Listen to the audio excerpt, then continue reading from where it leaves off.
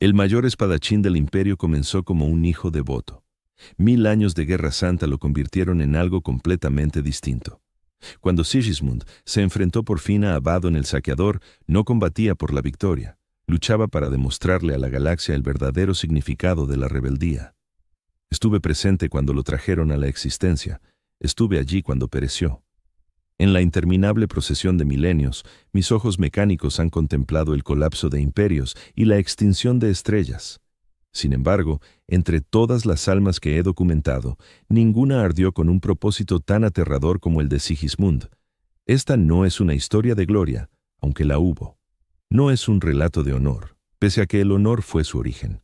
Se trata del registro de una fe que se metamorfoseó en obsesión, de un deber que se endureció hasta convertirse en sino inevitable. Soy la unidad cronista 3-7-9-1-2, y antes de que mi mente quedara atada a esta nave, anduve como un ser humano. Lo que queda de mis componentes orgánicos ha servido a bordo del Cruzado Eterno durante más de 4000 años. Mi labor es recordar, registrar, observar, y lo observé a él. La primera vez que vi a Sigismund, se erguía a la sombra del mismísimo Rogal Dorn. Aún era de carne en aquellos días, un rememorador encargado de plasmar la Gran Cruzada. La séptima legión relucía en su armadura de oro pulido, pero incluso entonces Sigismund destacaba por separado, no por su estatura ni por su voz, sino por su quietud absoluta.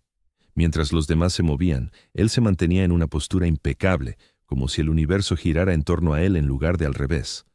Su armadura acumulaba menos distinciones que la de muchos de sus hermanos, y aún así nadie ponía en duda su posición al lado derecho del primarca. Recuerdo la precisión gélida en su mirada, no cruel, sino desprovista por completo de vacilaciones. Lo apodaban la mejor espada del imperio. Incluso entonces, una evaluación fría que no lograba abarcar la espantosa hermosura de su ferocidad. Una vez lo vi en las jaulas de adiestramiento bajo los barracones.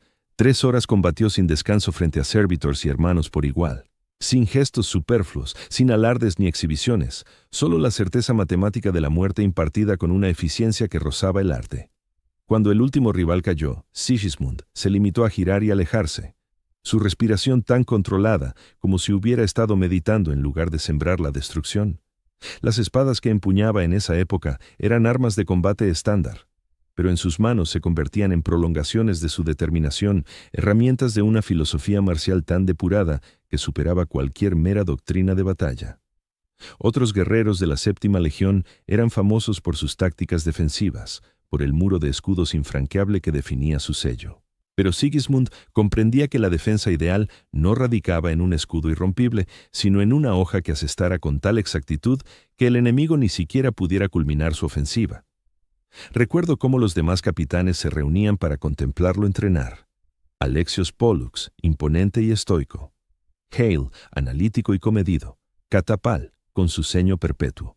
Los miraban con la mirada crítica de maestros de la guerra, tratando de desentrañar el enigma de su destreza, de reducirla a algo transmisible a los demás. Pero había algo indefinible en el dominio de Sigismund, algo que escapaba al escrutinio o a la imitación. No se trataba solo de fuerza física o astucia táctica, sino de una fusión perfecta entre cuerpo y voluntad que iba más allá de ambos. Los rememoradores entre mis compañeros intentaron atrapar su esencia en poemas y lienzos, pero fracasaron. ¿Cómo podía el color sobre tela transmitir la gracia letal de sus gestos? ¿Cómo podían las palabras encerrar la convicción absoluta con la que manejaba la muerte? Yo opté por registrar de forma sencilla, por documentar con frialdad imparcial los detalles de sus triunfos, el conteo de sus bajas, los reconocimientos que le otorgaron su primarca y su emperador. Pero incluso esos informes clínicos adquirían un aura mítica al compilarse, como si el mero volumen de sus hazañas transformara anotaciones prosaicas en epopeya. ¿Qué distingue a un guerrero de un arma? Tal vez nada salvo el tiempo y el propósito. Sigismund arrancó como uno y culminó como la otra. Lo anoto ahora en los silenciosos intersticios entre combates, mientras el cruzado eterno surca el vacío hacia otra guerra en una cruzada sin fin. La nave aún resuena con su presencia en las capillas de batalla. Los novicios murmuran su nombre como una letanía, aunque pocos captan al hombre tras el mito que reverencian. Conocen al campeón del emperador, al primer alto mariscal, al fundador de su orden. Ignoran el fuego helado que lo devoró por dentro, No saben cómo la fe puede erigirse en una cárcel más atroz que la duda. A veces accedo a los núcleos de memoria donde guardo las grabaciones iniciales de Sigismund, contrastando al combatiente que fue con la leyenda en que se transmutó. Hay un instante fijado durante una ofensiva contra merodeadores xenos en los bordes de lo que después se bautizaría como el Segmentum Ultima. Sigismund, actuando entonces como capitán de línea, comanda un equipo de asalto contra el núcleo de mando alienígena. El enfrentamiento es feroz. Los xenos emplean una tecnología que distorsiona la realidad misma para desconcertar a las fuerzas imperiales. Lo vi detenerse en pleno fragor de la batalla, evaluando el terreno cambiante con la mirada de un estratega, y luego modificar su táctica con efectos inmediatos. Había flexibilidad allí, una capacidad de adaptación, una disposición a abandonar planes que ya no cumplían su función. Una cualidad que, con el tiempo, se endurecería como el mármol a medida que la fe suplazara a la razón como pilar fundamental de su ser. El palacio imperial en Terra brillaba como un paraíso ilusorio en aquellos últimos días de paz. La humanidad se hallaba en la cima de su esplendor, ignorante de lo rápido que tales alturas atraen la ruina. El emperador había regresado a Terra, y con él llegaba el pretoriano, Rogal Dorn, para reforzar el mundo del trono frente a amenazas que aún nadie percibía, salvo el propio amo de la humanidad. Con Dorn venían sus hijos, los puños imperiales, y entre ellos destacaba Sigismund. Lo recuerdo erguido en las murallas, contemplando el horizonte no con vigilancia, sino con expectación, como si una parte de él ya supiera que el fuego pronto pondría a prueba la piedra y el acero erigidos por su legión. La séptima legión se desplegaba por todo el sistema solar, robusteciendo sus defensas. Siguiendo el plan maestro del pretoriano, Sigismund supervisaba el endurecimiento del palacio en sí. Su innata inclinación por la acción ofensiva se canalizaba provisionalmente en la confección de zonas mortales y corredores de fuego en puntos de estrangulamiento donde los asaltantes venideros serían canalizados y aniquilados. Impulsaba a las unidades del ejército imperial bajo su mando con una eficiencia implacable, exigiendo niveles que los hombres mortales apenas podían alcanzar. Sin embargo, lo intentaban, forzados más allá de sus umbrales por el peso de sus demandas, transformándose en más duros, agudos y letales bajo su liderazgo. Fue en esa época cuando detecté los primeros indicios sutiles en su conducta. El guerrero de eficiencia gélida empezó a mostrar una inclinación filosófica ausente hasta entonces en su personalidad. Pasaba horas en las bibliotecas del palacio, examinando textos antiguos sobre el arte de la guerra, no por sus lecciones tácticas, sino por su visión del espíritu bélico. Comenzó a aludir al deber no solo como vínculo con su legión y su emperador, sino como un fin superior que confería sentido a la existencia misma. Cambios menores, fáciles de pasar por alto en medio del ajetreo de las fortificaciones, pero cruciales al mirar atrás. Las primeras fisuras minúsculas en los cimientos de la razón sobre los que se había levantado su genialidad marcial. Entonces apareció la guerrera, aquella a la que denominaban la Santa, Euphrati Killer, antigua rememoradora convertida en profeta de una fe que todavía carecía de nombre. Se desplazaba por el palacio como una llama viva, refiriéndose al emperador no como un caudillo de hombres, sino como una entidad divina, la encarnación del potencial espiritual de la humanidad. La mayoría de los puños imperiales la consideraban una rareza en el mejor de los casos, una interferencia en el peor. Pero yo observé a Sigismund deteniéndose en los márgenes de las reuniones donde ella hablaba, con el rostro impasible, aunque su concentración total. Algo en sus palabras vibraba con una duda que él albergaba, aún no articulada de forma consciente, un vacío en su interior que las doctrinas tácticas y la destreza marcial no podían colmar. La noticia de la traición de Horus impactó en el palacio como un golpe tangible. Estuve presente cuando Rogal Dorn recibió el mensaje del señor de la guerra que desvelaba su perfidia. El primarca, siempre estoico, se quedó inmóvil como una estatua, con la pizarra de datos en su mano colosal, pareciendo empequeñecerse al apretar el puño. Pero fue a Sigismund a quien seguí con la vista aquel día. Mientras el estupor y la negación se extendían entre los allí reunidos, su gesto se endureció en algo parecido al reconocimiento, no a la sorpresa ni al pavor, sino a la sombría certeza de quien ha anticipado una tempestad y ahora avista las primeras nubes en el firmamento. En las horas siguientes, mientras el primarca se aislaba para asimilar la magnitud de la deslealtad de su hermano, Sigismund reunió a los capitanes de los puños imperiales que se encontraban en Terra. En un estrategium con vistas a los terrenos del palacio, les habló con una nitidez y una firmeza que contrastaban con el desorden que se propagaba por el imperio. Registré sus palabras como era mi deber, fijando el instante en que la evaluación táctica se fundía con algo que rozaba el fervor religioso. La perfidia del señor de la guerra no es un error estratégico, les dijo, con voz serena pero cargada de una vehemencia que exigía atención plena. Es un fallo de sentido. Horus perdió de vista el porqué de nuestra lucha, el verdadero significado de la Gran Cruzada. Solo vio la conquista, no el motivo que la impulsaba. El emperador no nos envía a someter mundos por mero afán imperial, sino porque la humanidad ha de unirse para afrontar lo que está por venir. El señor de la guerra olvidó esta verdad, y al hacerlo, se ha condenado a sí mismo y a quienes lo siguen. Los capitanes guardaron silencio, algunos asintiendo con aprobación, otros inquietos ante las repercusiones de su discurso. Sigismund no había desafiado abiertamente la verdad imperial, la doctrina laica que sustentaba la Gran Cruzada, pero en su modo de exponerlo había algo que sugería. Profundizaban en una comprensión más profunda y mística de su propósito, una percepción de que la labor del emperador no era solo pragmática, sino providencial, un cambio sutil que se ensancharía hasta formar un abismo conforme avanzaban los acontecimientos. Más adelante, en las salas de los hermanos templarios, aquellos primeros combatientes que conformarían el núcleo de lo que luego serían los templarios negros, Sigismund pronunció palabras que resonarían a través de milenios. Me hallaba en las sombras, anotando como correspondía a mi rol, mientras se dirigía a sus hermanos seleccionados. Su timbre transportaba el peso de una profecía, aunque en ese momento lo confundí con simple determinación. El maestro de la guerra ha desvelado la esencia auténtica del ser humano, afirmó, su voz surcando la estancia como un filo afilado. Nos encontramos al borde de la era que marcará a la humanidad. No una era de razón ni de ilustración, ni de avance, música o sosiego, sino una era de creencia y llamas, de sangre y lealtad absoluta. El emperador no es solo nuestro guía, no es únicamente nuestro artífice, es el único Dios verdadero de la humanidad y nosotros somos su espada. Algunos se removieron inquietos ante tales declaraciones. La verdad imperial aún dominaba. La enseñanza de que no existían deidades ni fuerzas sobrenaturales dignas de veneración. Sin embargo, Sigismund expresaba herejía con la seguridad de un vidente, y en momentos de crisis extrema no es la lógica la que triunfa, sino la voz que habla con certeza inquebrantable. Nadie lo cuestionó.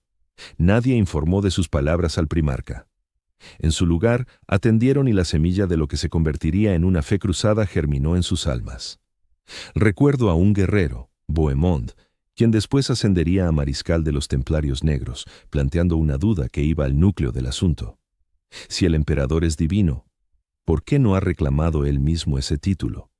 ¿Por qué insiste en que no hay dioses cuando su poder roza lo divino? La réplica de Sigismund mostró la hondura de su incipiente armazón teológico, porque un Dios genuino no precisa anunciar su divinidad, simplemente existe. El emperador rechaza su condición de Dios no por ser falsa, sino porque la fe ha de ofrecerse de forma voluntaria para tener fuerza. Nos pone a prueba, hermanos. Observa quién detectará la realidad sin que se la impongan, quién entregará su adhesión no por orden, sino porque es lo justo. Ese argumento, aunque circular, conformó a los allí reunidos. Les permitió armonizar su fidelidad al emperador con sus crecientes anhelos espirituales ante la catástrofe galáctica. Y elevó a Sigismund no solo como su jefe militar, sino como un orientador espiritual capaz de descifrar la voluntad del emperador, incluso cuando aparentaba chocar con su doctrina oficial. Observé cómo Sigismund se transformaba en aquellos primeros días de la herejía. El guerrero disciplinado y metódico empezó a incorporar ritos. Antes del combate ayunaba durante 24 horas y dedicaba otro día a la oración y la contemplación. Grababa textos devocionales en pergaminos, los reducía a cenizas y las mezclaba con aceites sagrados para ungir sus armas. Juró no quitarse la armadura hasta derrotar a los traidores, un juramento que cumpliría durante siglos, mucho después de que concluyera el asedio del terror y el emperador fuera confinado en el trono dorado. Estas costumbres se extendieron entre los hermanos templarios. Cada soldado las adaptaba a su carácter, pero conservaba el núcleo de fervor devoto que Sigismund había implantado. Comenzaron a alterar su equipo, tiñendo partes de negro para representar su estatus privilegiado en la legión, incorporando inscripciones devotas y sellos de pureza donde antes solo lucían insignias de campañas y marcas de bajas. Su adiestramiento adquirió tintes de ceremonia religiosa. Cada combate ensayado iba precedido de oraciones. Cada triunfo o revés se leía como una señal de la aprobación del emperador o una prueba de su mérito. Rogal Dawn contemplaba estas evoluciones con la impenetrabilidad que lo caracterizaba. El primarca en persona se mantenía fiel a la verdad imperial, a los pilares seculares del imperio erigidos por su padre. Pero también era un realista, consciente de que en el inminente enfrentamiento requeriría soldados de compromiso total, cuya determinación no flaqueara ante los abismos de horror que les aguardaban. Si la fe suministraba esa firmeza, tal vez fuera una ilusión provechosa, un mito estimulante que cumpliría su función en el yunque de la guerra. El título de campeón del emperador no se le otorgó. Lo asumió, moldeando su esencia en el crisol de sus propias creencias. Encargó a los artesanos que forjaran un traje acorazado de maestría inigualable, negro medianoche donde los puños imperiales vestían oro, decorado con escrituras y juramentos cruciales que se enroscaban en las brazales y grebas como cadenas que lo ataban a su misión. Cuando se enfundó por primera vez esa armadura, algo en Sigismund pereció. El hombre que había conocido la duda, que había captado el temor, que había asimilado el idea de moderación, quedó encerrado tras una máscara de certeza absoluta. Los artesanos laboraron sin descanso, día y noche, para finalizar la armadura conforme a las precisas indicaciones de Sigismund. El maestro Gulim, responsable de la forja de la legión, supervisó en persona la elaboración de esa armadura, integrando en ella reliquias recolectadas en campos de batalla de toda la Gran Cruzada. La coraza albergaba trozos de metal extraídos del propio equipo de guerra del emperador, fundidos de nuevo y reforjados con oraciones grabadas en cada átomo por siervos cairojanos que manejaban instrumentos de precisión microscópica. El yelmo se concibió para reflejar la severa imagen de la justicia imperial, con una placa facial y una máscara inexpresiva que ocultaban por completo al guerrero en su interior. Una vez terminada la armadura, Sigismund llevó a cabo un rito de su propia invención antes de vestirla. Se arrodilló en meditación durante un día entero, sin probar bocado ni sorbo, recitando los nombres de todas las batallas libradas en servicio al emperador. Después, extrajo sangre de sus venas y la empleó para ungir cada pieza del conjunto, uniendo su vitalidad al equipo de guerra en una simbólica fusión de carne y fe, cerámite. Solo entonces consintió que los artificieros lo encerraran en el traje. Cada unión se realizó con devota minuciosidad, cada conducto de energía se bendijo al conectarse a su coraza negra. No sabría decir si aquello fue locura o elevación espiritual. La frontera entre fanático y santo solo reside en el veredicto de la historia, pero puedo afirmar que, cuando Sigismund salió enfundado en su armadura oscura, incluso sus hermanos lo miraron con una mezcla de admiración y recelo. Todos, excepto Rogal Dorn, quien vio en su primer capitán un arma afilada hasta su fin supremo. El primarca quizá no participara del fervor religioso en ascenso de Sigismund, pero apreció su valor práctico. La fe, al fin y al cabo, es solo otra forma de defensa. Refuerza la determinación donde la lógica podría flaquear. El cambio no se limitó a lo exterior. La doctrina de combate de Sigismund se transformó al ritmo de su despertar espiritual. Antes luchaba con una precisión meticulosa. Ahora actuaba con una intuición casi sobrenatural. Sus golpes ya no eran solo efectivos, sino iluminadores. Cada impacto, un sermón pronunciado en el idioma de la violencia. Hablaba de la pelea como de una comunión, del golpe mortal como redención, de la sangre derramada como sacramento. Los hermanos templarios abrazaron sus ideas, forjando una cultura marcial entretejida con devoción religiosa que acabaría sentando las bases del capítulo de los templarios negros. Fue en esa etapa cuando Sigismund empezó a reclutar guerreros concretos para su bando, hombres cuyos caracteres sintonizaban con sus convicciones en evolución. Bohemond, cuya duda había mostrado una mente ya abierta a la idea de la divinidad del emperador. Cordon, cuya estoica fachada escondía un espíritu ávido de un propósito superior. Heracleus, cuya rabia berserker halló enfoque y rumbo en los ritos que Sigismund le impuso. Estos y otros más conformarían el núcleo de lo que después sería el mando de los templarios negros. Cada uno seleccionado no solo por su destreza marcial, sino por su promesa espiritual. El día en que las flotas traidoras surgieron en los cielos sobre Terra, me hallaba con el Estado Mayor en la cámara estrategos del palacio. Las pantallas holográficas tácticas iluminaban la sala con un resplandor azul espectral, revelando las fuerzas abrumadoras que venían a incinerar el mundo del trono. Las plataformas de defensa solar ya caían en silencio, sus señales parpadeando una a una mientras los traidores las aniquilaban. Estaban allí los primarcas presentes, sanguíneos, con sus alas plegadas a la espalda como un sudario, Yagatai Khan rebosante de energía contenida y Rogal Dorn, inquebrantable como las murallas que erigió, examinando las pantallas con la serenidad de semidioses. Sigismund fue el primero en hablar, su voz cargada de una convicción que parecía fuera de lugar ante tales desproporciones. «Se quebrarán contra los muros de nuestra fe», declaró. Y en ese instante vi algo fluir entre él y los primarcas. No una conformidad exacta, sino un entendimiento mutuo. En la oscuridad venidera, la fría razón no bastaría. Necesitarían fuego para contrarrestar fuego, requerirían combatientes que no midieran probabilidades, sino que las superaran. Rogal Dorn se volvió hacia su primer capitán, su rostro tan indescifrable como siempre, pero con una intensidad en la mirada que lo decía todo. «Tú serás la primera prueba que afronten», sentenció el primarca, su voz similar al roce de piedras contra piedras. «Elige a tus guerreros, ocupa tu puesto en la puerta de la eternidad, no dejes pasar a ningún traidor mientras respires». Sigismund inclinó la cabeza, un gesto a la vez marcial y piadoso. «Por vuestra orden, mi señor, por su voluntad». El leve acento en la segunda frase no pasó desapercibido al primarca, pero no hizo comentario alguno. En cambio, regresó su atención a las pantallas holográficas, ya concentrado en la siguiente decisión táctica, en el próximo envío de tropas. Sigismund se marchó, reuniendo a sus hermanos templarios para lo que se convertiría en una de las defensas más legendarias de la historia del imperio. El asedio de Terra ha sido relatado por intelectos más eruditos que el mío en crónicas que abarcan mundos biblioteca enteros. Yo fui solo un testigo de aquel apocalipsis y mis recuerdos. Los días de aquellos se confunden en una niebla de llamas y sangre, junto al rugido incesante que parecía brotar de las propias piedras del palacio. Sin embargo, Sigismund destaca en esos recuerdos con una nitidez aterradora.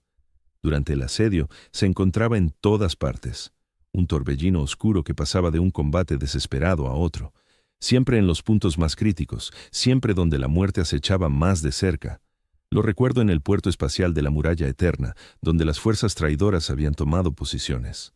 Los defensores eran repelidos centímetro a centímetro sangriento, con los cadáveres de los caídos formando barreras sobre las que los vivos libraban la batalla. Sigismund llegó con un grupo de sus hermanos templarios, todos enfundados en armaduras pintadas de negro como la suya, todos portando los emblemas de su fe recién adoptada. No se lanzaron directamente al frente. En cambio, Sigismund los guió hasta una capilla dentro del puerto espacial, un modesto santuario que, de algún modo, había sobrevivido intacto en medio de la destrucción. Allí, mientras la muerte caía a su alrededor, se arrodillaron en oración. Algunos soldados mortales los observaron con incredulidad, con rabia, incluso pensando que estos guerreros transhumanos abandonaban su deber en el momento de mayor necesidad. Pero al salir, los templarios negros actuaron con una sincronía que iba más allá de la mera coordinación en el campo de batalla. Era como si combatieran con una sola mente, un solo objetivo, sus acciones dirigidas por algo superior a la doctrina táctica. A la cabeza, Sigismund blandía su espada con una velocidad tal que parecía desvanecerse. Solo el rastro de sangre en el aire indicaba su trayectoria. La capilla donde habían rezado quedó destruida minutos después de su partida. Un impacto directo de un bombardeo traidor la redujo a escombros. Para entonces, Sigismund y sus guerreros ya se habían adentrado en las líneas enemigas, abriendo un sendero de devastación que pasaría a los anales como leyenda. Lucharon sin preocuparse por su propia supervivencia, aunque se movían con una precisión que contradecía su aparente desprecio por la táctica convencional. Parecía que operaban en un nivel de comprensión ajeno al campo de batalla ordinario, percibiendo patrones y opciones invisibles para el resto. Lo vi enzarzado en un duelo contra un campeón de las legiones traidoras. Aquel día, una figura monstruosa cuya armadura había sido deformada por los poderes del Warp en una parodia grotesca de la forma imperial. La criatura empuñaba un martillo que chispeaba con energías antinaturales, cada golpe dejando la realidad misma magullada y sangrante. Rugía herejías con una boca que se extendía demasiado en un rostro que parecía mutar y fluir sin cesar. Pero Sigismund no se inmutó, no dudó. Se deslizaba como el agua alrededor de los feroces embistes de la bestia, su espada hallando resquicios en la armadura que no deberían existir, extrayendo sangre que humeaba y siseaba al contacto con el aire. El combate duró 17 minutos según mi cronómetro, aunque a los testigos les pareció tanto más breve como eterno. El campeón traidor no era un simple soldado de infantería elevado por los dones del caos. Era un veterano de 100 campañas, con habilidades forjadas en décadas de guerra, ahora potenciadas por las bendiciones oscuras de sus patrones. Aún así, frente a Sigismund, parecía torpe, sus ataques potentes pero predecibles, sus defensas firmes pero inadecuadas. Cuando el campeón traidor cayó, Sigismund no celebró la victoria. No hubo instante de gloria, ni reconocimiento de su destreza. Simplemente avanzó al siguiente enemigo y al otro, como si cada muerte fuera solo otra plegaria dedicada a su dios emperador. Para cuando el puerto espacial fue asegurado, su armadura negra estaba tan empapada en sangre que los textos devocionales grabados en ella quedaban ocultos. Solo la cruz blanca en su hombrera permanecía visible, un emblema crudo de su fe emergiendo sobre el horror. A lo largo del asedio, la leyenda del Caballero Negro se expandió. Las fuerzas imperiales cobraban ánimo al verlo en su sector, convencidas de que su presencia indicaba la mirada y el favor del emperador.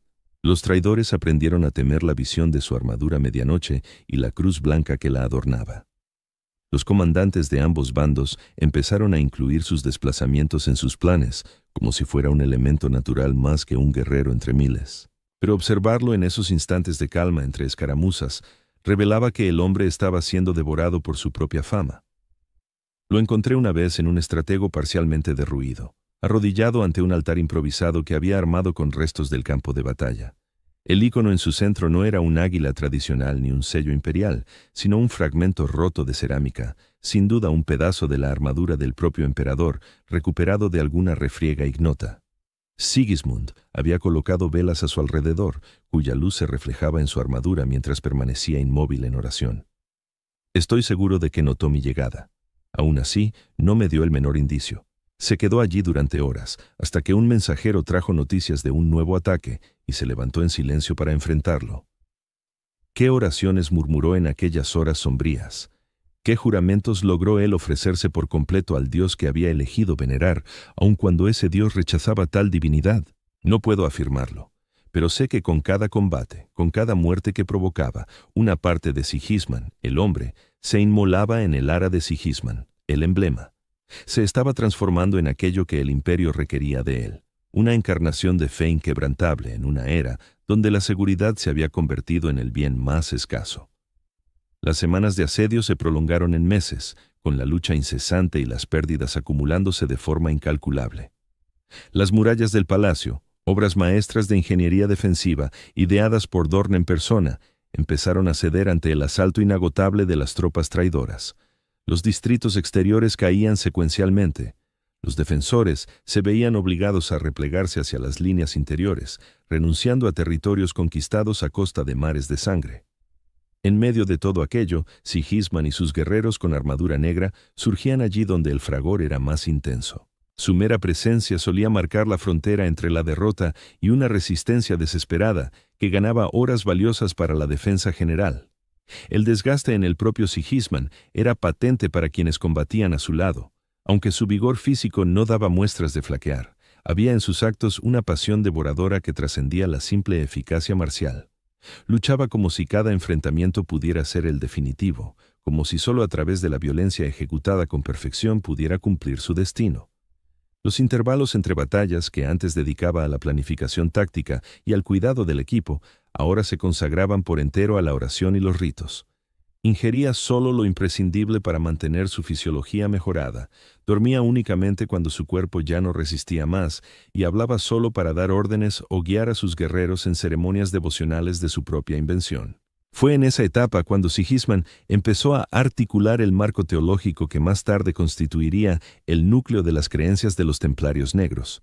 En raros instantes de aparente sosiego, reunía a sus más fieles compañeros y disertaba sobre su visión de la naturaleza divina del emperador, del rol de la humanidad en un cosmos hostil, del deber sagrado de los astartes como ejecutores de la voluntad del Señor de la humanidad. No se trataba de prédicas estructuradas, sino de indagaciones en una fe que se forjaba en el yunque de la guerra. Cada revelación brotaba de la cruda realidad empapada en sangre del sitio. No somos simples combatientes, les dijo en una de esas sesiones, celebrada bajo la luz titilante de un generador que alimentaba las baterías defensivas del Sanctum Imperialis. No somos meras herramientas bélicas, aunque actuemos como tales. Somos la encarnación tangible de su sentencia, la proyección de su designio en una galaxia que ha perdido el sentido de la equidad.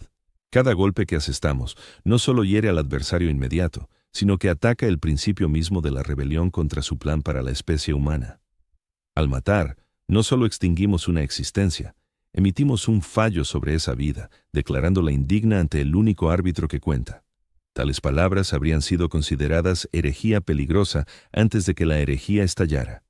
Ahora, con el imperio al borde del abismo, con los pilares seculares de la verdad imperial expuestos como frágiles diques ante la marea del caos, esos conceptos hallaron eco profundo en los ánimos de guerreros ansiosos de sentido en medio del matadero.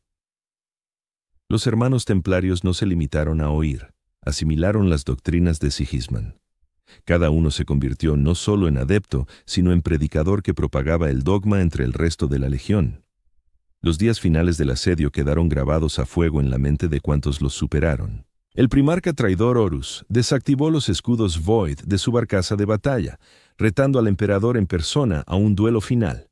El Señor de la Humanidad se ausentó para ese choque decisivo, llevándose consigo a Sanguinius de los Ángeles Sangrientos y a Rogaldorn. Sin ellos, la custodia del palacio recayó en otras manos. Sigismund asumió el mando de un punto neurálgico donde las murallas habían sido perforadas, con las fuerzas traidoras irrumpiendo como una riada venenosa.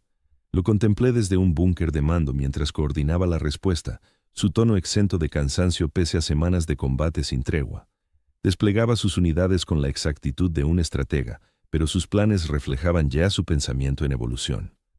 Donde antes habría velado por la conservación de tropas y pertrechos, ahora invocaba el martirio y la ofrenda, muertes que avivarían proezas mayores de heroísmo en los demás. Los hombres a sus órdenes combatían con una rabia resignada al fatalismo, conscientes de que no cabía huida, de que cada metro de terreno exigía un tributo en sangre.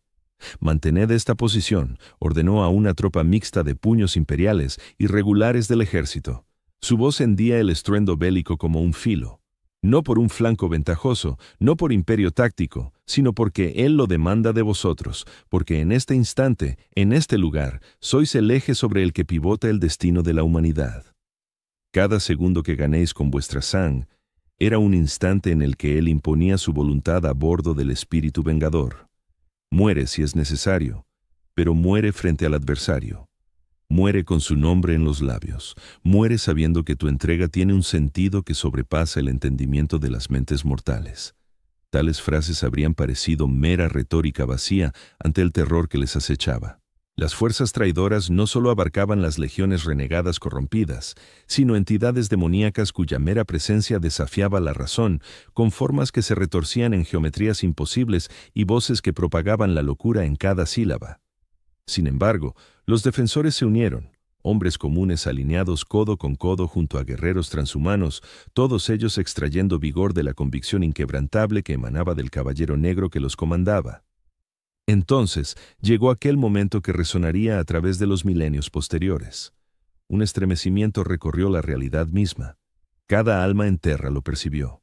Una onda psíquica que iba más allá de cualquier sensación física.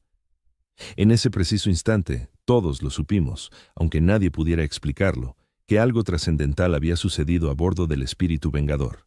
Las fuerzas traidoras también lo notaron. Su avance se detuvo mientras la desorientación se extendía por sus filas. Sigismund permaneció inmóvil en medio del tumulto, con la cabeza inclinada como si atendiera a una voz lejana. Luego, con una serenidad intencional, se quitó el yelmo. Fue la primera ocasión en que vi su rostro desde el inicio del asedio. Sus rasgos estaban demacrados, su piel pálida tras semanas encerrado en su armadura, pero sus ojos ardían con una luz interior casi insoportable. Elevó la mirada al cielo, hacia la barguera de batalla lejana, donde se decidían los destinos. «Ya no existe», declaró Sigismund, con un tono de certeza que no admitía réplicas. Nadie tuvo que preguntar a quién se refería. Y sin embargo persiste. El emperador mortal ha perecido, el dios inmortal ha surgido. ¿Cómo supo de la derrota de Horus, de la herida mortal del emperador? No puedo aclararlo. Tal vez fuera solo el instinto de un guerrero entregado por completo a la fe. Tal vez algo más, algún roce del poder de su Dios extendiéndose hacia el más devoto de sus siervos. Lo esencial es que en ese clímax de crisis suprema, Sigismund se convirtió en la voz de un nuevo credo imperial. El emperador mortal se había ido, pero la fe en él perduraría. De hecho, se erigiría como el pilar sobre el que un nuevo imperio se alzaría. Los traidores se desmoronaron poco después, sus tropas huyendo de Terra en completo desorden. Pero no hubo festejos de victoria, ni júbilo. El emperador fue confinado en el trono dorado, su forma física destrozada sin remedio, mantenida solo por los mecanismos ancestrales de aquel artefacto arcano y por su propia voluntad insondable. Música. Rogal Dawn salió de aquel último enfrentamiento transformado. Su estoicismo habitual ahora teñido de un dolor que parecía penetrar hasta lo más profundo de su esencia. Y fue hacia Sigismund, hacia quien se dirigió cuando surgió la cuestión de dar caza a los traidores en retirada. En el Strategium del Palacio Imperial, que ahora hacía las veces de sala de consejos para los líderes del imperio fragmentado, observé cómo primarcas y señores discutían el rumbo a seguir. Unos abogaban por la consolidación, por afianzar lo que quedaba del dominio del emperador antes de intentar recuperar lo perdido. Otros aconsejaban una persecución implacable, atacando mientras las fuerzas traidoras seguían en caos. Rogal Dawn prestó atención grave a todos, como era su sello distintivo, pero sus ojos volvían una y otra vez a Sigismund, que aguardaba en silencio al margen del grupo. Al fin, el primarca se dirigió directamente a su capitán primigenio. ¿Qué harías tú, Sigismund? El salón se sumió en el silencio. Que un primarca solicitara el consejo de un Astartes, por renombrado que fuera como Sigismund, era inusual, pero en ese instante resultaba lo más natural. Sigismund había trascendido el rol de marine espacial. Se había convertido en la encarnación de un nuevo tipo de guerra, librada no solo con Volter y espada, sino con fe y rabia. «Los traidores no deben conocer la paz», respondió Sigismund, con una voz cargada del peso de un juramento. «Ni en esta vida ni en la venidera. Debemos acosarlos hasta los confines de la galaxia y más allá. No por venganza, no por gloria, sino porque es nuestro deber sagrado castigar al hereje, purgar lo impuro. La gran cruzada buscaba unir a la humanidad. La cruzada eterna preservará su alma». Hubo una rotundidad en sus palabras que acalló cualquier debate adicional, y en los ojos de Rogal Dawn vi cómo se tomaba una resolución. Se ponía en marcha el Codex Astartes. El sistema de legiones se desmantelaba en favor de capítulos más reducidos. Los puños imperiales acatarían, fieles a su esencia. Pero no todos permanecerían bajo el mando directo del primarca. Algunos asumirían un manto distinto, una cruzada sin fin. La fundación de los Templarios Negros se llevó a cabo con escasa ceremonia. Sigismund se arrodilló ante Rogal Dawn por última vez, recibiendo la bendición de su primarca y el arma ancestral y legendaria conocida como la espada de los mariscales altos. Luego se incorporó, ya no como primer capitán de los puños imperiales, sino como gran mariscal sala del Salón de los Templarios Negros. Su destino estaba trazado. Mientras los demás reconstruirían, él perseguiría.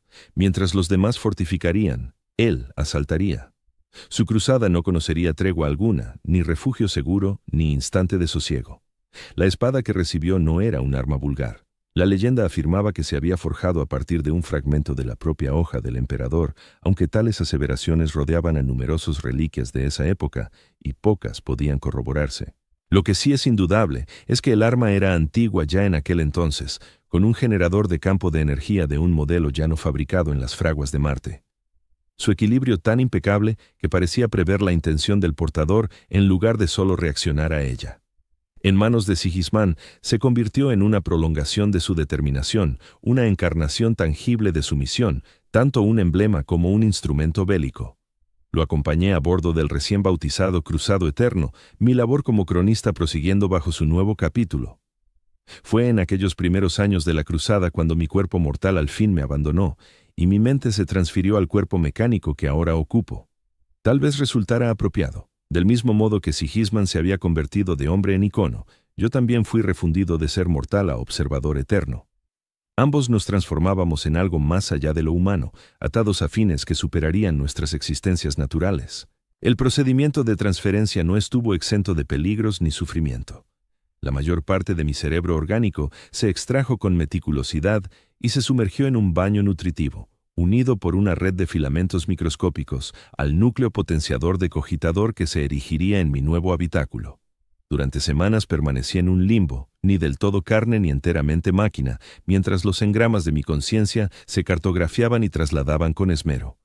A lo largo de todo el proceso, Sigismund visitaba al apotecario donde se realizaba la labor, velando en silencio, como si garantizara que este registro de sus hazañas y la fundación del capítulo no se perdiera ante los caprichos de un fallo técnico.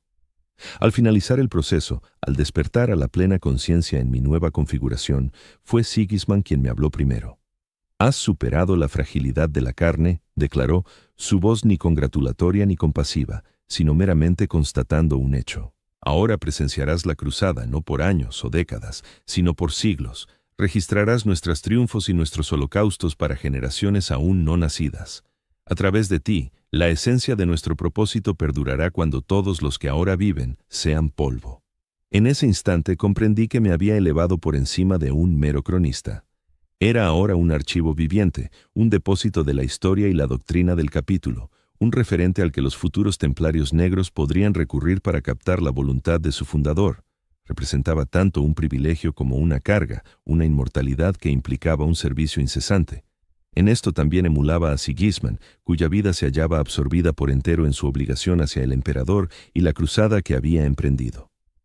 La cruzada eterna se inició en el Musica Segmentum Solar, persiguiendo a las fuerzas traidoras que se habían dispersado tras el asedio.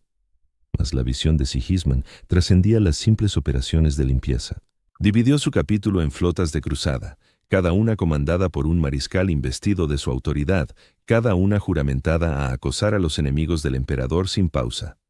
El capítulo no reclamaría un mundo natal. Las naves serían sus fortalezas monásticas, en perpetuo movimiento, en guerra constante. Ningún templario negro conocería jamás la paz. Era su yugo y su distinción. La disposición de estas flotas de cruzada constituyó una obra maestra de logística y previsión estratégica.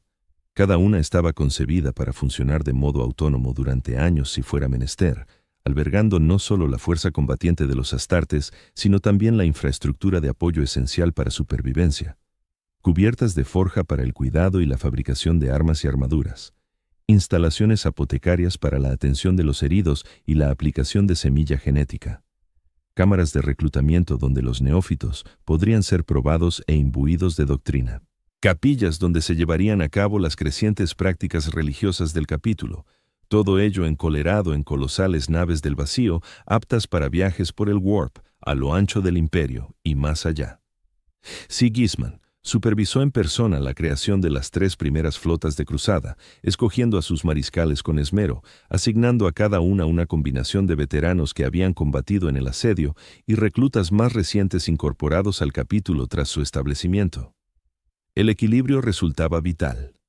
Los veteranos portaban la memoria viva de aquello por lo que luchaban, de los horrores presenciados cuando el caos se desató sobre Terra. Los guerreros novatos aportaban un fervor intacto, libre del hastío de ese conflicto apocalíptico. Unidos, formaban el núcleo de una fuerza armada sin parangón en el imperio fracturado, impulsada no por necesidad táctica o lealtad política, sino por ardor religioso e inquebrantable resolución. El temple del capítulo se forjó en aquellas campañas iniciales, donde los puños imperiales eran estoicos, mientras que los templarios negros ardían en celo. Donde la legión progenitora priorizaba la disciplina, este sucesor elevaba la devoción al rango de trofeo supremo. Los novicios no solo se entrenaban, sino que se adoctrinaban, aprendiendo a percibir su servicio no como una obligación, sino como un mandato divino. Los ritos que Sigismund había incorporado durante el asedio se convirtieron en tradiciones del capítulo. Oraciones de batalla, ayunos, juramentos solemnes, la unción de las armas, todo ello forjaba una cultura guerrera, anclada tanto en la fe como en la pericia marcial. El régimen de adiestramiento que Sigismund estableció resultaba ferozmente eficaz, concebido para forjar combatientes no solo imponentes en lo físico, sino inquebrantables en lo espiritual. Los neófitos pasaban meses en soledad, inmersos en el estudio del credo del capítulo y los tratados teológicos redactados por Sigismund. Enfrentaban simulacros de combate de creciente complejidad, no solo para probar sus habilidades marciales, sino para evaluar su convicción bajo tensión. Aquellos que flaqueaban, que mostraban vacilación o incredulidad, se destinaban a tareas humildes o labores de apoyo en las flotas de la cruzada. Solo los que exhibían tanto vigor corporal como fe inquebrantable ascendían al grado de iniciado y podían vestir la armadura negra de un hermano de batalla completo. Este proceso de selección garantizaba que los templarios negros, aunque nunca abundantes según los criterios de los capítulos más grandes, contaran con una cohesión de objetivos que los volvía letales en el campo de guerra. Combatían no como guerreros en busca de gloria personal, ni como unidades tácticas cumpliendo un plan estratégico, sino como un ente único impulsado por una creencia compartida que superaba la identidad individual. En eso reflejaban a su fundador, cuya esencia personal se había fundido indivisiblemente con su papel como campeón del emperador y primer gran maestre de la Cruzada Eterna. Sigismund en persona dirigía las misiones más pérfidas, siempre al frente de la cruzada, siempre desafiando a los adversarios más mortales. Su leyenda se expandía con cada triunfo, propagándose por todo el imperio que se reconstruía paulatinamente tras la ruina de la herejía. Para unos era un héroe, para otros un mal inevitable, pero para sus hermanos en los Templarios Negros encarnaba la prueba viva de su doctrina. La devoción al emperador podía elevar a un simple guerrero a algo sublime. La fe podía superar cualquier barrera, vencer a cualquier enemigo. Yo registré las secuelas de una campaña especialmente cruenta contra una alianza de asaltantes xenos que habían explotado la debilidad del imperio para plantar un bastión en territorio humano, antes inexpugnable. El combate había sido feroz. Los templarios negros se vieron obligados a modificar sus tácticas para contrarrestar la tecnología alienígena, ideada aparentemente para anular las superioridades de la fisiología y el equipo de los astartes. Muchos hermanos perecieron. Su semilla genética se recuperó a un precio elevadísimo de campos de batalla empapados en toxinas xenos que devoraban cerámite y carne por igual. En las secuelas, mientras el capítulo oficiaba los ritos por los caídos, Sigismund se dirigió a los supervivientes en la gran capilla del Cruzado Eterno.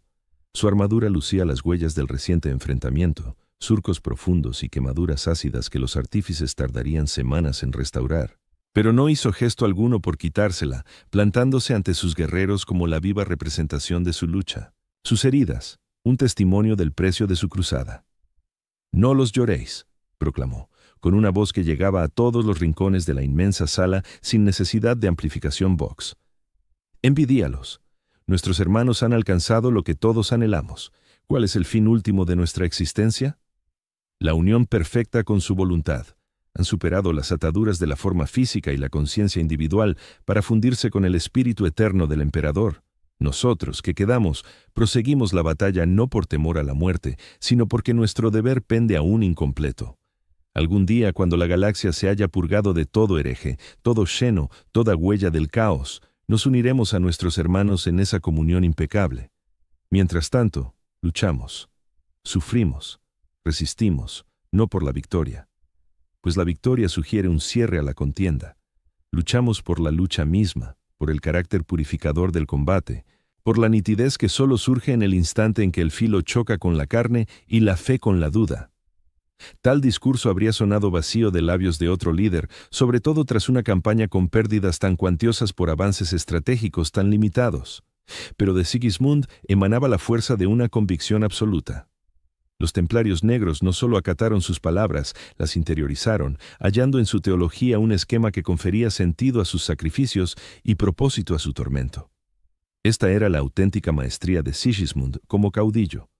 No solo exigía obediencia ni avivaba la lealtad, ofrecía un marco cósmico para las duras realidades de su vida, transmutando lo que podría haber sido mera necesidad sombría en un designio sagrado. Sin embargo, yo, que lo observaba en los instantes serenos entre batallas, percibía el desgaste que esta metamorfosis le imponía. Sigismund apenas se despojaba de su armadura en estos tiempos, ni siquiera cuando se encontraba en la nave. Descansaba en una celda austera, decorada tan solo con textos devocionales y armas envueltas como si fueran reliquias sagradas. Sus comidas, si es que las probaba, consistían en viandas sencillas que devoraba sin deleite ni interés. Toda inquietud mundana se desvanecía de su ser, dejando únicamente el propósito único que lo impulsaba sin cesar. Se estaba convirtiendo en algo menos humano y más en una mera función. La justicia del emperador hecha carne. En ocasiones, acudía a la cámara de archivos donde residía mi forma mecánica, el lugar en que se guardaban los anales de las campañas del capítulo en cristales de datos y volúmenes encuadernados. Permanecía allí en silencio, examinando los relatos de combates remotos, de hermanos caídos hace tiempo, de triunfos y reveses que habían forjado a los templarios negros en lo que eran ahora. En esos instantes, atisbaba en su rostro destellos de lo que podría ser introspección, tal vez hasta un atisbo de incertidumbre, aunque siempre efímeros. Cualesquiera que fueran los tormentos internos que azotaban la mente de Sigismund, se resolvían siempre en pos de una lealtad inquebrantable, de una cruzada interminable. De cuando en cuando, me dirigía la palabra directamente, no en su rol de gran mariscal ante el cronista del capítulo, sino como un testigo del alumbramiento de esta era renovada hablando con otro. ¿Recuerdas cómo era antes?, me preguntó una vez, con un tono tan tenue que bien podría haber pasado por un fallo en mis sensores auditivos. Cuando creíamos que el mayor logro sería unir a la humanidad bajo un solo estandarte, cuando pensábamos que la mera razón bastaría para defendernos de las tinieblas. Éramos unos niños entonces, jugueteando con la guerra sin percatarnos de las abominaciones que acechaban más allá del fulgor de nuestras hogueras. No repliqué, pues mi labor era registrar, no dialogar. Mas Sigismund prosiguió como si yo hubiera contestado. El emperador lo sabía. Siempre supo qué yacía en el vacío. ¿Por qué, si no, forjar guerreros como nosotros, sino para confrontar horrores que escapan al entendimiento mortal? ¿Por qué engendrar a los primarcas, sino para encabezar un conflicto que se extendería por milenios? La Gran Cruzada no fue más que un ensayo, una acumulación de huestes para el verdadero enfrentamiento que vendría después. Y ahora libramos esa guerra, sin certeza de que la victoria sea alcanzable, sabiendo solo que la rendición resulta inconcebible. Tales instantes de meditación filosófica se tornaron menos frecuentes con el paso de los siglos. Como si lo poco que quedaba del hombre que Sigismund había sido se viera poco a poco absorbido por el papel que él mismo se había labrado, el gran mariscal se volvió cada vez más distante, interactuando con sus mariscales sobre todo mediante órdenes formales y edictos teológicos, rara vez participando en las discusiones tácticas o en los lazos personales que definían el mando en otros capítulos. No obstante, su mando jamás decayó. Si acaso, el velo de enigma que lo envolvía solo acrecentaba su prestigio entre los templarios negros, elevándolo de mero caudillo a símbolo vivo, encarnación palpable del fin y la fe del capítulo. Los siglos transcurrieron, y la cruzada prosiguió sin pausa. Otros capítulos forjaron costumbres, erigieron monasterios fortalezas, cultivaron identidades propias alejadas de sus orígenes legionarios. Los templarios negros siguieron en perpetuo movimiento, con la guerra como único pilar inamovible. Sus filas superaron con creces el millar de guerreros estipulado en el Códex. ¿Quién podía enumerar a un capítulo disperso por las estrellas en 100 cruzadas distintas? ¿Quién osaría reprender al paladín del emperador por su celo implacable contra los adversarios de la humanidad? Mientras el imperio se asienta en la estructura que mantendría por milenios, mientras los altos señores de Terra afianzaban su dominio y la eclesiarquía ascendía a la vanguardia, los templarios negros ocuparon una tesitura singular. Su fe ardiente, antaño vista como casi herética frente a la verdad imperial, ahora concordaba a la perfección con la ideología imperante del imperio. El emperador fue declarado divinidad oficial. Su culto se erigió en la religión estatal que unía miles de mundos bajo la bandera imperial. Lo que había sido la exégesis radical de Sigismund se convirtió en dogma ortodoxo. Sin embargo, los templarios negros no buscaron rédito político en esta sintonía. No intentaron valerse de su ascendiente espiritual para obtener beneficios materiales o peso estratégico. Se mantuvieron ceñidos a su cruzada, a la guerra perpetua contra los enemigos de la humanidad. Si algo, Sigismund se apartó aún más de la trama de poder imperial en su conjunto, cediendo las relaciones diplomáticas a sus mariscales, mientras él persistía en dirigir desde las primeras líneas, persiguiendo a los rivales más letales, los mundos más viciados, las amenazas más graves al dominio del emperador.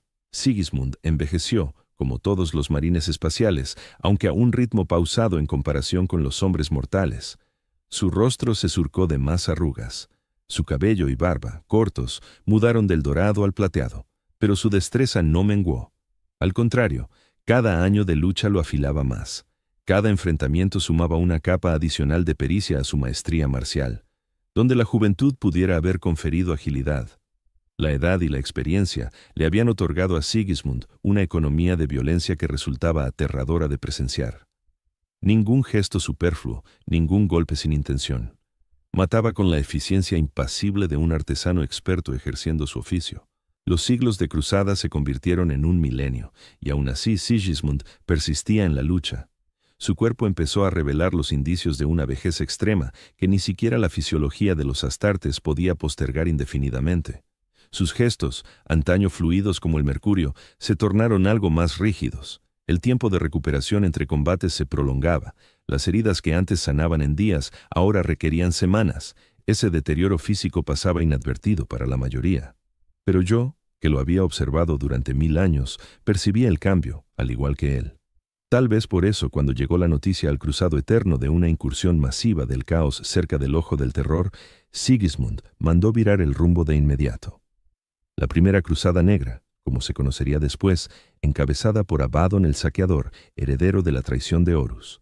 Los informes de inteligencia señalaban una hueste de tamaño y saña sin precedentes, traidores astartes que habían pasado el milenio desde la herejía en el abrazo distorsionador del tiempo del ojo, saliendo ahora para proseguir la guerra que su señor caído había iniciado. El trayecto al sector gótico se realizó en un silencio meditativo. Sigismund lo dedicó en gran parte a la capilla de la nave, arrodillado ante el altar con su antigua espada depositada frente a él. El arma, al igual que su portador, ostentaba las huellas de batallas innumerables. Su filo seguía afilado, pero el metal de la hoja estaba desgastado, refundido incontables veces a lo largo de los siglos. Lo contemplaba desde las sombras, mis sentidos mejorados captando variaciones sutiles en su estado fisiológico. Su pulso, habitualmente constante como un metrónomo, de vez en cuando titubeaba. Su respiración, por lo general serena y dominada, en ocasiones se entrecortaba. Señales menores invisibles para casi todos, pero reveladoras para quien había registrado cada detalle suyo durante un milenio. Sigismund era consciente de que se aproximaba a su última contienda y la aceptaba con la misma certeza gélida que había marcado su existencia entera desde que se enfundara la armadura negra del campeón del emperador. En ese viaje, redactó lo que después se conocería como el Último Testamento de Sigismund, un escrito que se conservaría en los archivos de los Templarios Negros y que generaciones futuras de guerreros estudiarían. No se trataba de un análisis táctico ni de una evaluación estratégica del conflicto inminente. Era una reflexión teológica, una síntesis de la fe que había forjado en un milenio de guerra. En él no hablaba de triunfos o reveses, ni de campañas concretas o adversarios específicos, sino de la esencia de la lucha que los templarios negros libraban y seguirían librando mucho después de su partida. La contienda es eterna, escribió con una caligrafía que la edad había vuelto temblorosa, pero que no había perdido su exactitud. No concluye con la muerte de un enemigo aislado, con la liberación de un mundo concreto, con la desaparición de un guerrero individual. Persiste a través del tiempo y el espacio, como una constante que define la existencia humana en este universo hostil. No combatimos por la paz, pues la paz es una ilusión que nos dejaría expuestos a las acechanzas del Warp y los senos.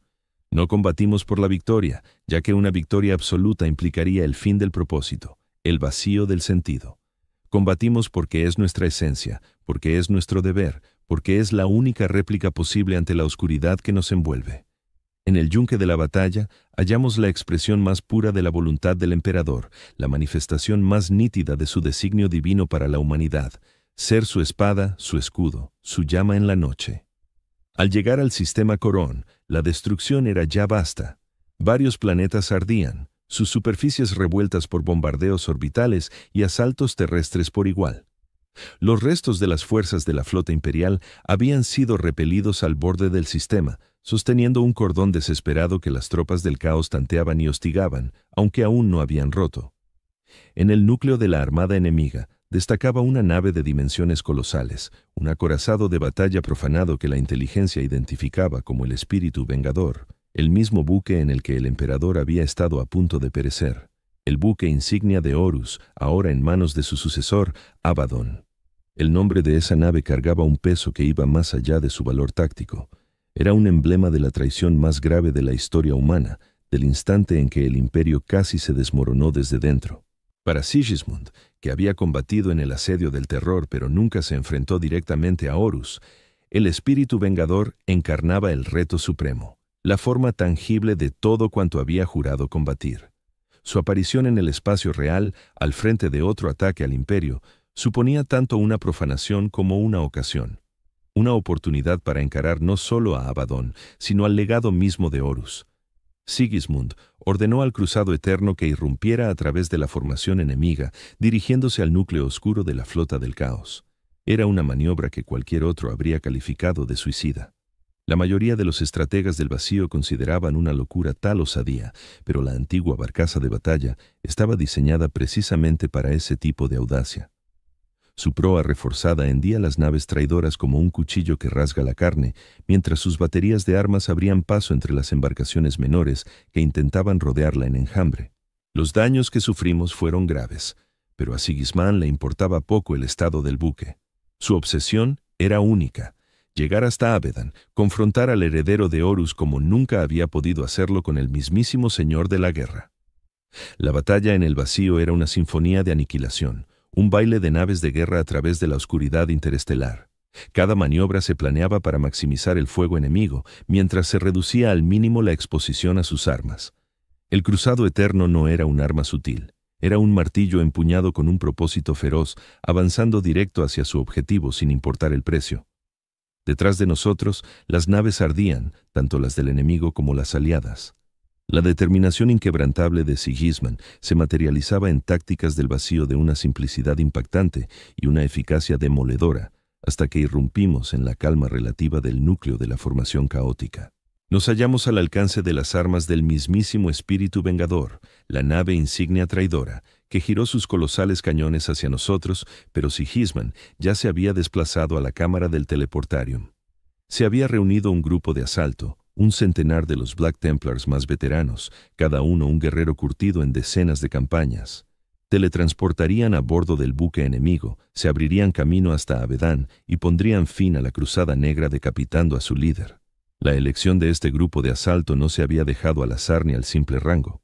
Sigismund había seleccionado personalmente a cada combatiente, no solo por su destreza en el combate o su astucia táctica, sino por una cualidad más elusiva, aunque evidente al instante para quien la encarnaba por completo: la fe, no la devoción superficial de los ritos, sino la convicción profunda que superaba la razón y las pasiones. Eran guerreros que, al igual que su gran mariscal, se habían convertido de hombres en instrumentos letales, renunciando a su yo individual para servir como extensiones de la voluntad del emperador. Antes de subir al disco teletransportador, Sigismund se volvió hacia mí. Era un raro gesto de reconocimiento a mi existencia.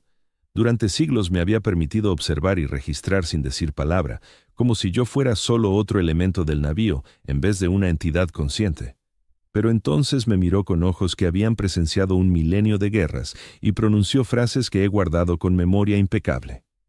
«Regístralo todo, cronista», dijo con un susurro áspero que aún así transmitía la autoridad de los eones. «Que los que vengan después sepan que la fe sobrevive cuando la carne perece, que el deber perdura más allá de la muerte, que el emperador resguarda incluso en nuestra caída». Luego desapareció en un destello de energía teletransportadora, y yo me quedé supervisando la contienda mediante los arrays augur del buque y las transmisiones Vox esporádicas del equipo de abordaje. El combate fue feroz. Los Black Templars abrían un sendero de devastación por los pasillos corrompidos del espíritu vengador. Pero los defensores no eran simples astartes traidores. Eran los portadores de la desesperación, los Terminators elegidos de Abaddon, guerreros que habían luchado al lado de Horus durante la herejía y cobraban un peaje atroz al grupo de asalto. Las transmisiones Vox del equipo de ataque delineaban un panorama de lucha infernal. El interior del espíritu vengador se había alterado por su paso por el ojo del terror. Sus corredores ya no seguían la arquitectura racional del diseño imperial, sino que se retorcían al capricho de los poderes ruinosos. La gravedad variaba sin previo aviso. Las paredes se convertían en suelos y los techos se abrían a precipicios que conducían a la nada y al todo simultáneamente. El aire mismo era venenoso, cargado de murmullos que provocaban la locura en los descuidados, promesas de poder que ponían a prueba la fe de los más fervientes. A través de este paisaje infernal, los Black Templars avanzaban con la tenacidad que los caracterizaba. Cada avance se pagaba con sangre. Cada cruce se aseguraba al precio de hermanos caídos por heridas que desafiaban las leyes de la física y la biología. Pero siempre prosiguieron, impulsados por la voluntad inamovible de Sigismund, que encabezaba la carga, su hoja ancestral abriendo brecha en carne y en la realidad misma hacia el núcleo del buque, donde les esperaba su presa. De los 100 que se teletransportaron a bordo, apenas una docena llegó a la cubierta de mando donde aguardaba Abaddon, y al frente iba Sigismund, su armadura antigua marcada por daños recientes, su avance ralentizado por las heridas del combate, pero su resolución intacta. La transmisión Vox desde su armadura mostraba a Abaddon incorporándose de un trono forjado con las armas fundidas de leales caídos. Una figura colosal en placa Terminator, engalanada con trofeos de 10.000 atrocidades. En su mano, empuñaba a Dracnian, una espada que iba más allá de un arma, una hoja que albergaba un daemon ligado de poder inmenso. Abaddon no era como Sigismund lo recordaba. El primer capitán de los Lobos Lunares había sido un guerrero imponente, sin duda, pero aún con rasgos humanos evidentes en su figura y actitud. La criatura que ahora se erguía ante ellos era algo superior e inferior a la vez. Su armadura se había fusionado con la piel, los límites entre ambas distorsionados por el poder corruptor del Warp. Su rostro era un lienzo de cicatrices, el cráneo rapado salvo por la coleta que lo había definido incluso antes de la herejía. Pero fueron sus ojos los que mostraban el mayor transformación. Donde antes albergaban ambición, orgullo e incluso un honor áspero, ahora ardían con un odio tan intenso que iba más allá de un simple sentimiento, convirtiéndose en una presencia tan tangible como la gravedad. El perrito faldero llega a curar.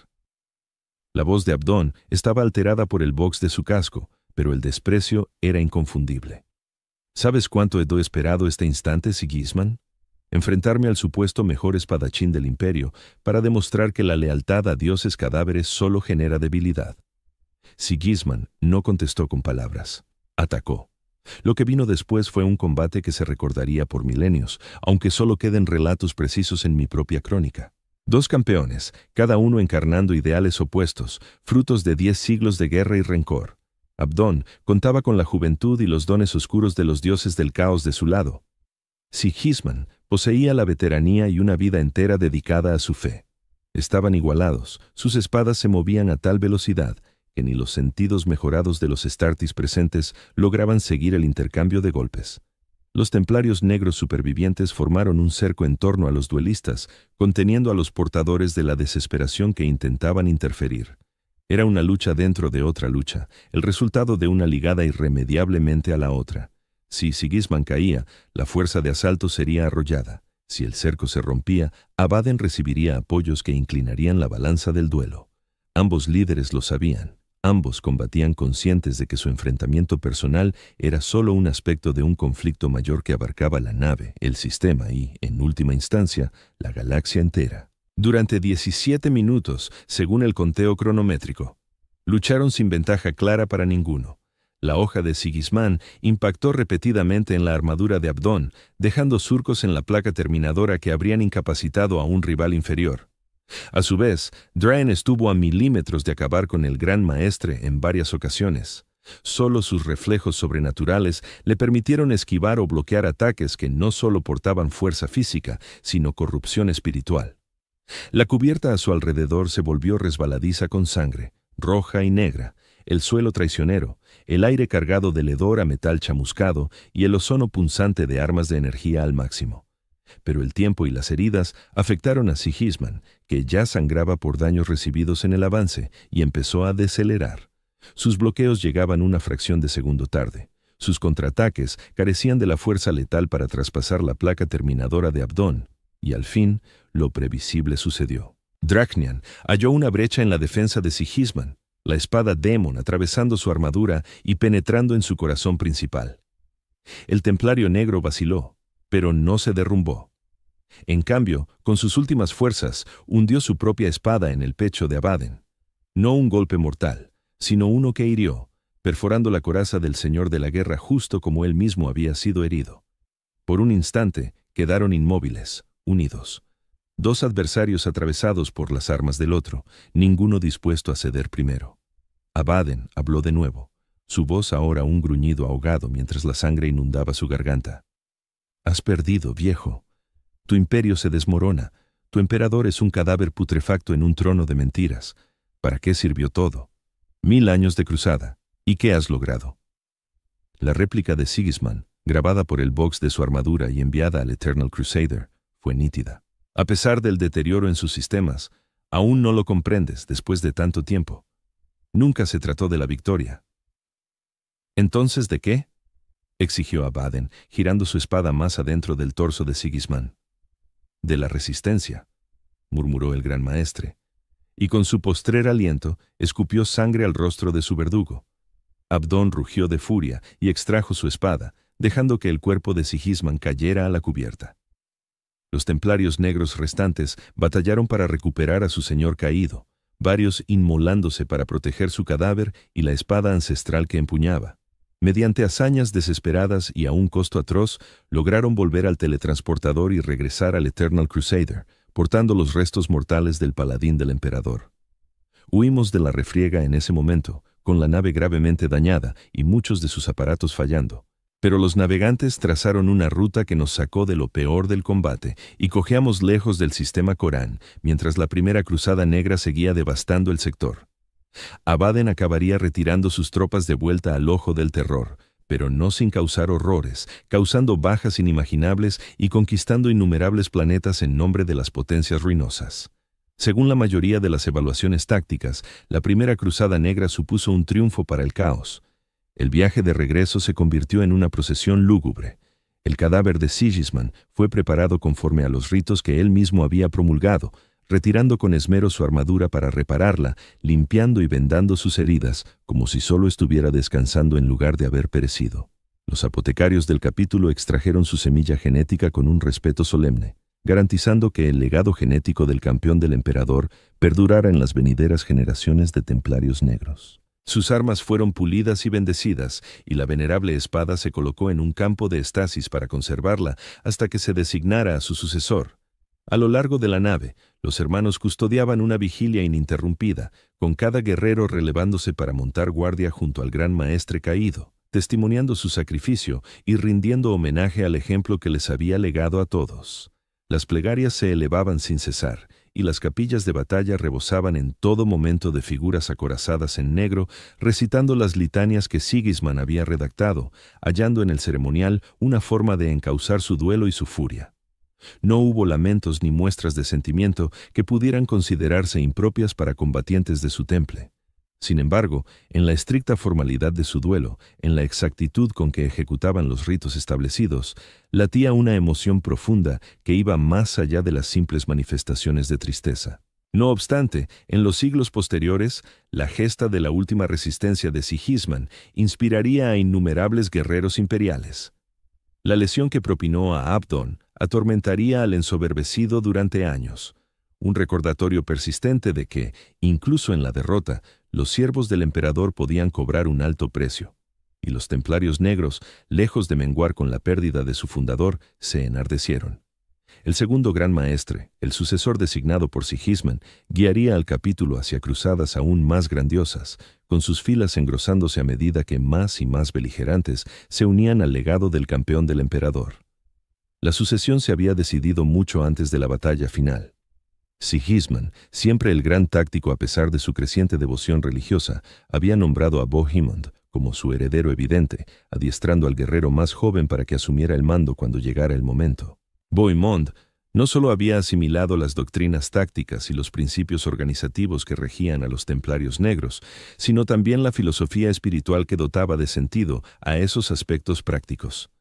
No era Sigismund, ni podría emular la singular fusión de destreza marcial y visión religiosa que había caracterizado al primer gran maestre, pero resultaba un sucesor idóneo, consciente de que su misión no consistía en suplir a Sigismund, sino en perpetuar su labor, en sostener el ímpetu de una cruzada impulsada por una voluntad superior a la suya.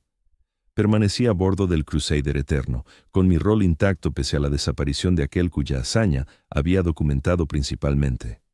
Los grandes maestres se sucedieron, cada uno contribuyendo al esplendor del capítulo y venerando las tradiciones instituidas por Sigismund.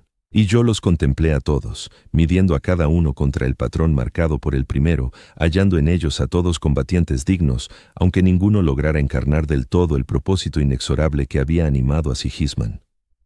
En los siglos venideros, el relato del duelo de Sigismund con Abdón se narraría una y otra vez, adornándose en cada versión hasta ascender a la categoría de mito sagrado. En algunos relatos, Sigismund venció a una docena de campeones del caos antes de encarar al ensoberbecido. En otras, hirió a Abdón de forma tan grave que el traidor hubo de ser arrastrado de regreso al ojo del terror, aferrándose a la vida.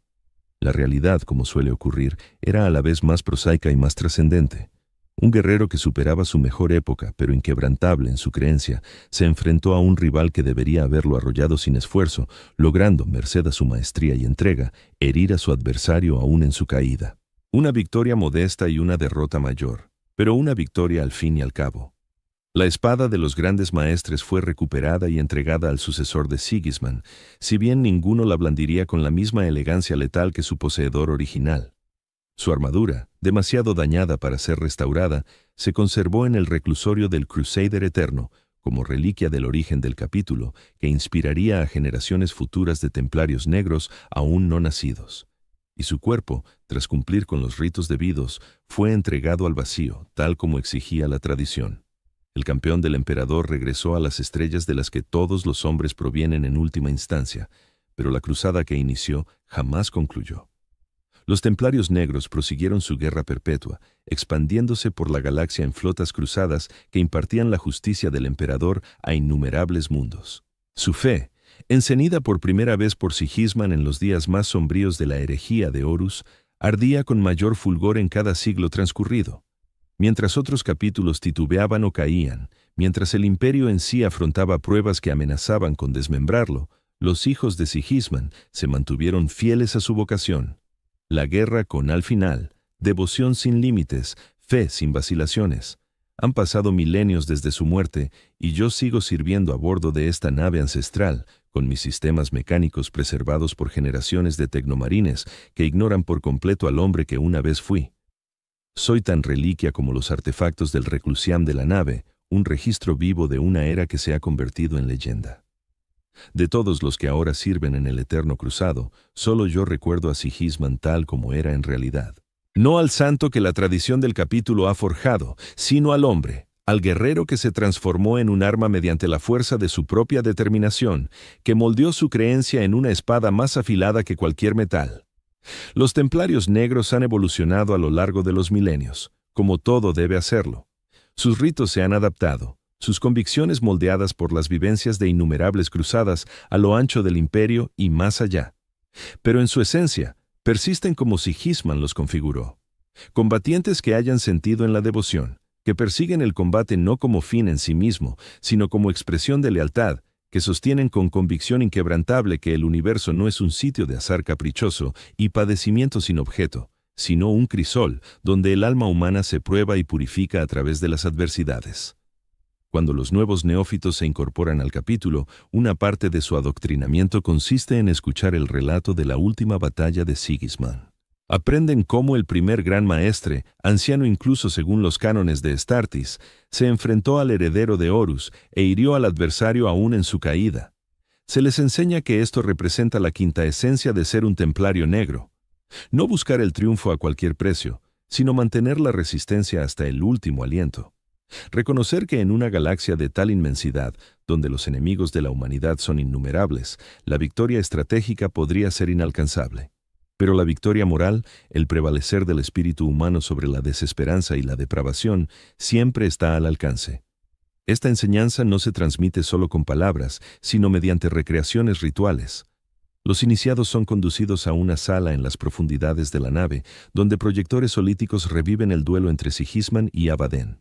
Observan el intercambio de golpes, las heridas infligidas a ambos luchadores, el último embate que dejó al gran maestre muerto pero inconquistado. La simulación se ajusta para incluir las exageraciones que se han adherido al relato con el paso de los siglos, ofreciendo una versión más mítica que histórica, más emblemática que factual. Sin embargo, la verdad central permanece intacta. En sus postreros instantes, Sigismund encarnó el ideal al que todos los templarios negros aspiran.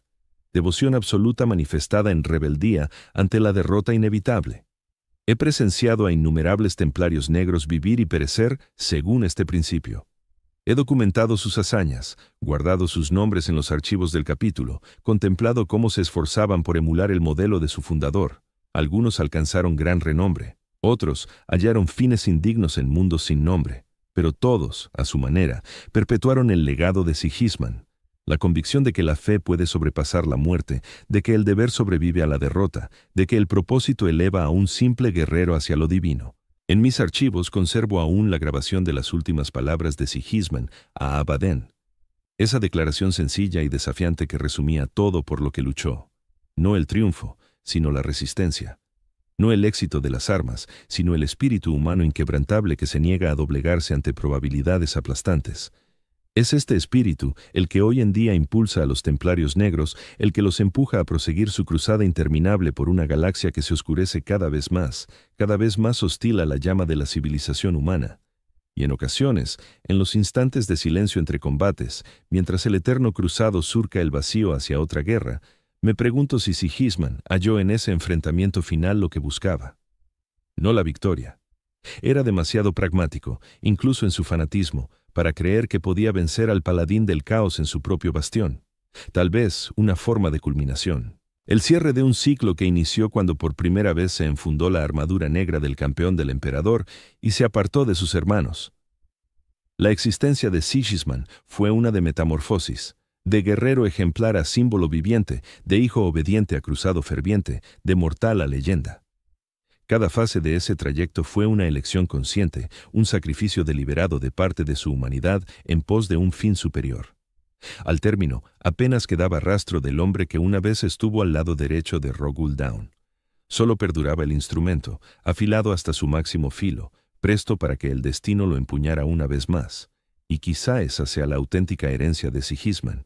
No solo el capítulo que fundó, no solo la cruzada que inició, sino el paradigma que estableció de entrega total a una causa. En una era donde la certeza es el bien más escaso, donde el imperio se ve asediado por foes externos y podredumbre interna, tal propósito monolítico resulta tanto inspirador como aterrador de contemplar. Proporciona una forma de lucidez que pocos en este milenio maldito logran alcanzar. Una existencia libre de dudas, sin vacilaciones, sin remordimientos. El cruzado eterno prosigue su travesía infinita entre las estrellas, transportando a los hijos de Sigismund de guerra en guerra. Y yo sigo observando, documentando, conservando el recuerdo de un guerrero que se convirtió en leyenda, que demostró que la fe se podía moldear en un arma tan letal como cualquier espada, que evidenció que incluso en la derrota, la resistencia podía plantar las bases de triunfos venideros. En una galaxia donde la oscuridad aprieta desde todos los flancos, donde los adversarios de la humanidad se multiplican sin fin, donde el propio emperador está atado a un trono dorado que se apaga poco a poco, esa resistencia podría ser lo único que separa a la humanidad de la aniquilación. La terca negativa a rendirse, a transigir, a admitir la pérdida, la disposición a batallar cuando toda esperanza parece evaporada, cuando el triunfo resulta inalcanzable, cuando la muerte es inminente. No por fama, no por botín, sino porque es lo justo, porque es imprescindible, porque es la única opción que un fiel servidor del emperador puede elegir. Sigismund captó esta realidad un milenio antes de que el resto del imperio la asimilara. Percibió con una nitidez nacida de una fe inquebrantable que el destino de la humanidad no sería de avance o iluminación, sino de resistencia, de aferrarse firmemente contra la noche que se avecina, de combatir no para progresar, sino solo para perdurar. Y en esa percepción se reinventó como el guerrero ideal para tal era, implacable, inflexible, inconquistable. Los templarios negros rinden tributo a su memoria no solo con palabras o ceremonias, sino con acciones. Cada cruzada que emprenden, cada confrontación que libran, cada triunfo que obtienen y cada revés que soportan contribuyen a erigir el monumento vivo en honor a su fundador. El campeón del emperador pudo haber perecido, pero su esencia perdura en todo guerrero que se enfunda la armadura negra y empuña la espada en su nombre. Quien combate sin expectativa de victoria absoluta, pero con la convicción de que la lucha en sí es lo esencial. En la sombría oscuridad del futuro lejano, donde solo existe la guerra, esa convicción podría ser el mayor obsequio que uno pueda tener. y fue el último regalo de Sigismund al imperio que sirvió durante 1000 años. La certeza de que, aún ante una derrota inevitable, la rebeldía constituye un triunfo propio, una exaltación del espíritu humano sobre la desesperación, de la fe sobre la incertidumbre, del deber sobre la muerte misma. Yo, Unidad Cronista 3109-1-12, registro este testimonio para que la verdad perdure al lado de la leyenda, para que los que vengan después conozcan no solo la figura mítica que la tradición del capítulo ha forjado, sino al hombre que optó por transformarse en un instrumento al servicio de su Dios, que templó su creencia en una hoja que sobreviviría a su cuerpo mortal, que reveló que en una era de tinieblas no es la esperanza lo que nos sostiene, sino el propósito. No el optimismo, sino la determinación, no la promesa de éxito, sino el rechazo a reconocer la rendición. Sigismund, el campeón del emperador, el caballero negro del alba, el primer alto mariscal, un combatiente que vivió sin temor y expiró sin lamentos, cuyo legado persiste en el capítulo que instituyó y en la cruzada que lleva su nombre, quien con su último aliento desafiante demostró que la fe puede superar la muerte misma. Las estrellas se enfrían, la galaxia arde. Los enemigos de la humanidad se congregan para el asalto definitivo contra lo que queda de la visión del emperador. Y aún así, los templarios negros persisten en la lucha, portando el estandarte que Sigismund alzó hace 100 siglos. Siguen fieles al credo que él instituyó en aquellos días, sombríos tras el asedio del terror. Siguen hallando sentido en la devoción, vigor en la fe, éxito en la insumisión, porque esa es la verdad última. Sigismund la comprendió. En una contienda sin fin contra adversarios innumerables, no es el resultado de una batalla aislada lo que cuenta. Es la voluntad de combatir en primer lugar, de erguirse indomable ante las sombras, de declarar con espada y volter y sangre que la humanidad no se extinguirá en silencio en la noche eterna, sino que se rebelará contra ella hasta que la última estrella se apague. Sigismund ha partido, pero la hoja que forjó en el yunque de su fe nunca